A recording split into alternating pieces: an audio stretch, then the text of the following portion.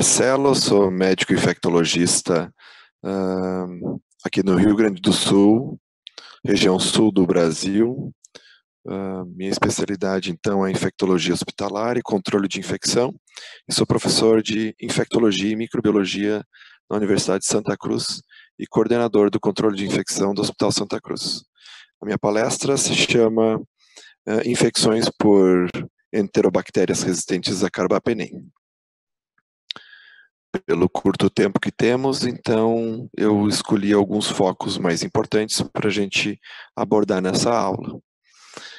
Primeiramente, as enterobactérias resistentes ao carbapenem são uma emergência mundial devido ao aumento da resistência às carbapenemases, não somente às carbapenemases, mas especialmente a elas, e são importantes como infecções graves hospitalares.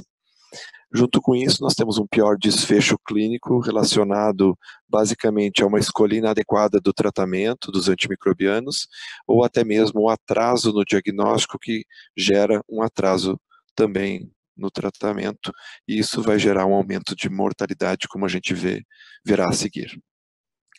Bom, esse artigo publicado agora esse ano mostra as preocupações do próprio CDC e da Organização Mundial da Saúde quanto aos patógenos resistentes aos antimicrobianos.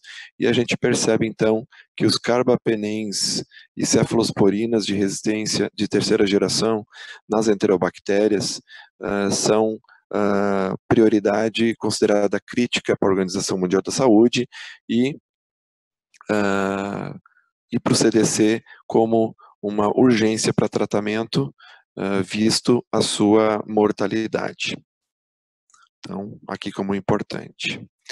Quando a gente revisa a história relacionada à resistência e à produção de beta-lactamases, a gente percebe que nos últimos anos a maior resistência das beta-lactamases são as consideradas de grupo 2, classe A e D, aumentando então principalmente nos últimos anos e sem dúvida é o que tem importância então atualmente.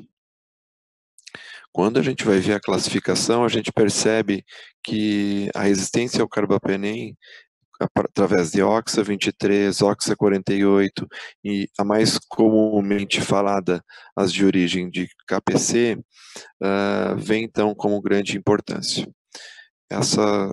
Essa revisão demonstra, então, a importância das enterobactérias produtoras de KPC, e aqui, então, está a América Latina.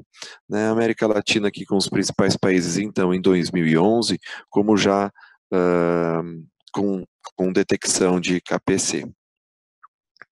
Quando a gente vai falar sobre enterobactérias produtoras de metalobeta-lactamase, as NDMs, a gente percebe aqui que essa revisão não aborda NDM como importante na América Latina.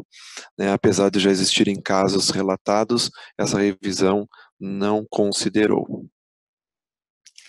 Bom, quando a gente vai ver a revisão, então, sobre a detecção de bactérias de resistência emergentes na América Latina, esse estudo de Jones, então, publicado no Brazilian Journal, mostra, então, aqui os países analisados, e a gente percebe que quando tem a questão das Klebsielas resistentes a carbapenem, a gente percebe, então, uma resistência ainda pequena nos países da América Latina, sendo uma importância maior no Panamá, Venezuela e Argentina e Brasil, e até mesmo Colômbia.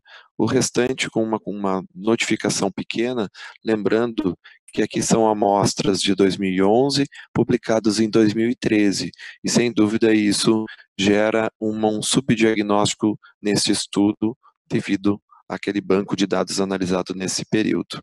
Quando a gente olha a resistência à colistina, a gente percebe que a sensibilidade é muito alta nesse período, O que a gente já sabe que atualmente essa resistência já tem aumentado, com índices de 40% até 50% de resistência, principalmente aqui no Brasil. Quando a gente analisa, então, a questão de enterobactérias produtoras de carbapenemase na América Latina, esse estudo de Maia coloca, então, uma das primeiras revisões que faz isso de uma forma bem mais ampla na América Latina, colocando então nos países os principais relatos de resistência para enterobactérias, certo? Com isso, a gente observa aqui que no Brasil não foi declarado a NDM, mas como a gente já consegue ver aqui então, nessa carta ao editor que eu e o meu grupo de pesquisa publicamos para esse artigo, a gente percebe então os casos relatados no Brasil, no entanto não publicados de uma maneira oficial em artigos científicos, mas oficialmente dentro do site da Anvisa, mostrando que não só Klebsielas como produtoras de NDM, mas Enterobacter, Providência, E. coli e aqui as Klebsiellas. E basicamente com a questão de colonização ou até mesmo infecções não tão graves. Então, NDM no Brasil também para complementar. Bom, essa questão de que a resistência ao carbapenem tem importância, a gente percebe porque o carbapenem ele é um antibiótico que tem um amplo espectro e que foram potentes para tratamento dessas infecções, das SBLs, dos AMP-C.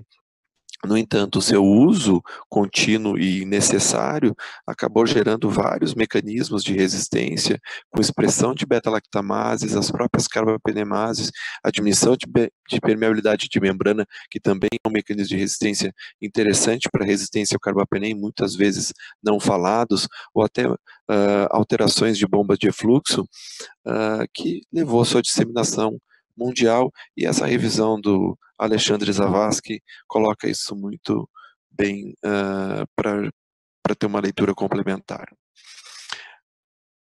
Essa revisão, na verdade, uma meta-análise, uma revisão sistemática, vai colocar aqui a questão da importância do reconhecimento dessas infecções e do motivo de estarmos estudando isso, principalmente em unidades críticas, porque infecções por enterobactérias resistentes a carbapenem demonstrou nesse estudo um risco maior de morte, o que favorece, então, várias relações que podem levar a esse tipo de desfecho. Quando se analisa a questão de infecção de corrente sanguínea associado a enterobactérias resistentes a carbapenem ou produtoras de carbapenemase, propriamente dita, a gente percebe também um aumento da mortalidade quando as infecções de correntes sanguíneas são causadas por esse tipo de grupo de bactérias com esse tipo de resistência. A análise de infecção, de mortalidade também, associada à infecção por Klebsiella pneumoniae resistente a carbapenem, também comprovando o que já se sabia sobre o aumento da mortalidade. E quando se avalia a terapia em monoterapia ou terapia combinada nesse tipo de infecção, se observa que a terapia combinada teria uma vantagem relacionada a diminuir mortalidade nos pacientes, então, com enterobactérias resistentes a carbapenem, o produtor de carbapenemase. Então, relacionando ao tratamento, a gente percebe que a emergência da resistência durante o tratamento pode acontecer, principalmente pela expressão desses mecanismos de resistência, e que necessitamos de esquemas mais potentes para que consigamos diminuir o desfecho desfavorável, principalmente em pacientes críticos. Desta forma, o que a gente observa é que existem vários esquemas, várias combinações possíveis, mas o que fica é, na verdade, não apenas qual é o esquema melhor, mas qual é a melhor forma e o melhor tipo de raciocínio que devamos fazer para iniciar o tratamento. Eu coloquei essa revisão aqui basicamente com Klebsiella, produtora de carbapenemase ou resistência a carbapenem, porque por ser um micro-organismo que já está com resistência, ou melhor, um micro-organismo com facilidade de incidência alta, e ao mesmo tempo que tem aumentado a resistência à polimixina, que até um tempo atrás era apenas o tratamento convencional. Então, o que fica aqui, a gente olha a questão de fonte, então infecção de corrente sanguínea, infecção respiratória, gastrointestinal, biliar e urinária, a gente vê que o foco do tratamento empírico sempre está sendo colocado como carbapenem. Tá? O interessante, e aqui o que a gente precisa deixar bem claro, e aí está escrito aqui nas considerações sobre a detecção de sensibilidade, é que o carbapenem teria uma boa indicação associado ou não com outro carbapenem, ou escolhendo o carbapenem, meropenem ou doripenem, se o MIC da Klebsiella for menor ou igual a 16. Se ele for maior que 16, a ideia é considerar, então, outro antibiótico para a escolha, né? Senão estaremos fazendo monoterapia. Dessa forma, não tem como iniciarmos, não existe uma forma de iniciarmos o tratamento para esse tipo de infecção grave sem termos uma quantificação dessa resistência. Ou seja, precisamos detectar qual é o MIC dessa bactéria para aí sim iniciarmos o tratamento. Outro detalhe importante é que se houver suspeita de metalo-beta-lactamase ou OXA48, o uso de Aztreonam é indicado se o MIC for menor do que 8. Então, uma alternativa interessante, até mesmo nos hospitais ou nas UTIs que tiverem esse tipo de resistência já bem definido ou que haja uma suspeita, pelo menos. Então, em alguns casos, até se recomenda nesse artigo terapia tripla para esse tipo de doente. E aí o Aztreonam como uma terceira droga. Se o MIC para o meropenem for maior do que 8 e menor que 16, né, já existe, apesar do tratamento com outras doses, uma relação com mortalidade. Então, monoterapia com meropenem não deve ser recomendada, e aí a combinação é o que a gente está vendo aqui pela recomendação desse autor. Importante aqui a gente deixar claro também que é associar carbapenem com polimixina, com dose alta de carbapenem, e nas alternativas, então, aminoglicosídeos, digeciclina, fosfomicina ou rifampicina. Quando for infecção pulmonar, novamente se repete a mesma indicação empírica de altas doses de carbapenem com polimixina, lembrando que no caso do pulmão, nós precisamos que o MIC, né, da polimixina B-colistina tem que ser menor ou igual a 2, né? E se for maior do que 2, uma alternativa para polimixina, ou seja, com uma possibilidade de estar sendo feito monoterapia e então, tudo dependente do MIC do meropenem e dependente do MIC da polimixina, como é na feita da corrente sanguínea também. Quando a gente olha a infecção do trato gastrointestinal, os carbapenens e polimixina, e aqui a alternativa da diaciclina, né, como inclusive terapia tripla, seria a indicação desse autor, né, com alternativas de fosfomicina para os países que tiverem isso no seu arsenal terapêutico, bem como rifampicina, né, mas lembrando então das considerações relacionadas ao MIC, tanto do meropenem quanto da polimixina, e a questão também que é importante das altas doses de digeciclina, baseada então nesse regime.